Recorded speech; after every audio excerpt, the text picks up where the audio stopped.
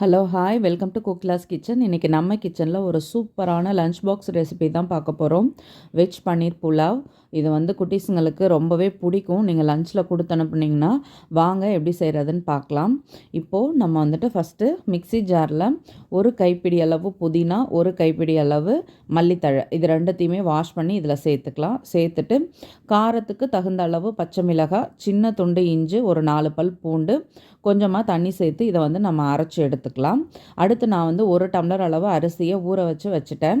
இதுக்கு பச்சரிசியும் சேர்க்கலாம், புழுங்கல் அரிசியும் சேர்க்கலாம். நான் இன்றைக்கி புழுங்கல் அரிசியில் தான் செஞ்சுருக்கேன். பச்சரிசினா தண்ணி கொஞ்சம் கம்மியாக வைப்போம், புழுங்கல் அரிசினா கொஞ்சம் ஜாஸ்தி வைப்போம். அதனால தான் நான் முன்னாடியே சொல்லிட்டேன்.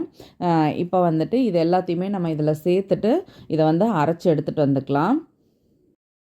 நான் கொஞ்சமாக கேரட், பீன்ஸ், அடுத்து பேபி கார்ன் இதெல்லாமே கொஞ்சமாக கட் பண்ணி எடுத்து வச்சுருக்கேன். உருளைக்கிழங்கு கொஞ்சமாக இது கூடவே சேர்த்துருக்குறேன்.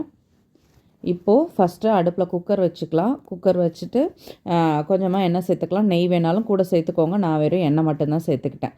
சேர்த்துட்டு இப்போ நம்ம மசாலாஸ்லாம் எடுத்துக்கலாம். இப்போது எண்ணெய் சூடாகிடுச்சு. நம்ம பட்டை, கிராம்பு, ஏலக்காய், பிரிஞ்சி இலை, சோம்பு, கல்பாசி எல்லாமே இது கூட சேர்த்தாச்சு. இது நல்லா பொரிஞ்சதுக்கப்புறம் கட் பண்ணி வச்சுருக்க பெரிய வெங்காயத்தை சேர்த்துக்கலாம். வெங்காயம் ஓரளவு வதங்கினதும் நம்ம கட் பண்ணி எடுத்து வச்சுருக்க வெஜிடபிளை இது கூட ஆட் பண்ணிக்கலாம்.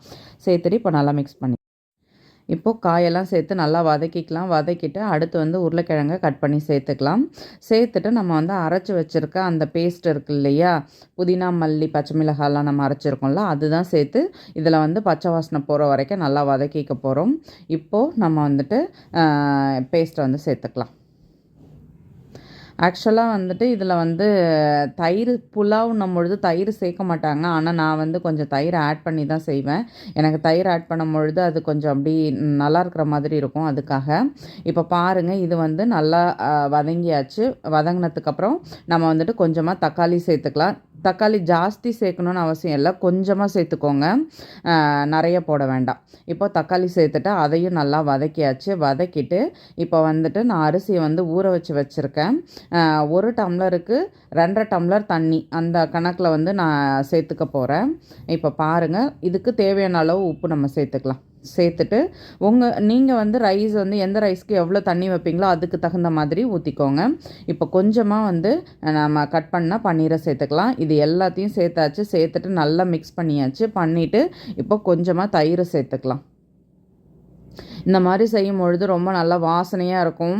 புதினா, மல்லியெல்லாம் தூக்கி போடுற பசங்களாக இருந்தாங்கன்னா இந்த மாதிரி செய்யும் பொழுது இதை தூக்கி போடுறதுக்கு வாய்ப்பே கிடையாது. டேஸ்ட்டுமே ரொம்ப நல்லாயிருக்கும். இப்போ தயிர் சேர்த்தாச்சு. தயிரையும் சேர்த்து நல்லா மிக்ஸ் பண்ணிக்கலாம். மிக்ஸ் பண்ணிவிட்டு அடுத்து நம்ம தண்ணி ஆட் பண்ணிக்கலாம். இப்போ மசாலா சூப்பராக ரெடி ஆகிடுச்சு. நம்ம ரைஸ் சேர்க்க வேண்டியது தான். நான் புழுங்கல் அரிசி சொன்னேன் இல்லையா, அதுதான் எடுத்து ஊற வச்சுருக்கேன். ஸோ நம்ம 2.5 டம்ளர் தண்ணி சேர்த்துக்கலாம். வேணும்னாலும் ஒரு 1/4 டம்ளர் எக்ஸ்ட்ரா கூட சேர்த்துக்கலாம், ஒன்றுமே ஆகாது. இப்போ பாருங்கள், 2.5 டம்ளர் அளவு தண்ணி சேர்த்தாச்சு. இப்போ நல்லா கொதித்ததும் நம்ம கொஞ்சமாக நெய் சேர்த்துக்கலாம். நிறைய நெய் வேண்டாம், ஒரு ஸ்பூன் அளவு, சின்ன ஸ்பூன் அளவு, 1 ஸ்பூன் அளவு மட்டும் சேர்த்துக்கோங்க. சேர்த்துட்டு இப்போ ரைஸை போட்டுட்டு குக்கரில் விசில் விட்டு எடுக்க வேண்டியதான். நான் ஒரு 3 விசில் விட்டுட்டு ஒரு 5 மினிட்ஸ் சிம்மில் வச்சுட்டு ஆஃப் பண்ணிட்டேன், அவ்வளோதான். இப்போ பாருங்கள், நல்லா ரைஸ் எல்லாம் மிக்ஸ் ஆகிட்டு கொதிக்கவும் ஆரம்பிச்சிடுச்சு. இப்போ நம்ம மூடி போட்டுடலாம்.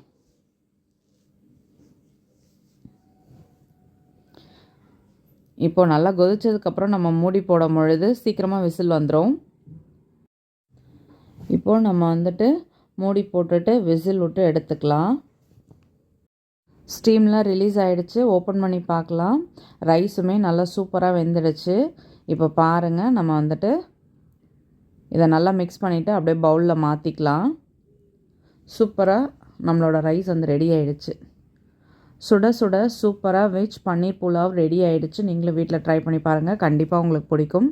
வீடியோ பிடிச்சா லைக் பண்ணுங்கள். என்னோடய வீடியோ உங்களுக்கு யூஸ்ஃபுல்லாக இருந்தால் சப்ஸ்கிரைப் பண்ணிக்கோங்க. மறக்காமல் செஞ்சு பார்த்துட்டு உங்கள் கமெண்ட் சொல்லுங்கள். கண்டிப்பாக வீடியோ பிடிச்சா உங்கள் ஃப்ரெண்ட்ஸ் அண்ட் ஃபேமிலிக்கும் ஷேர் பண்ணுங்கள். உங்கள் லவ் அண்ட் சப்போர்ட்டை கொடுத்துக்கிட்டே இருங்க. தேங்க்யூ.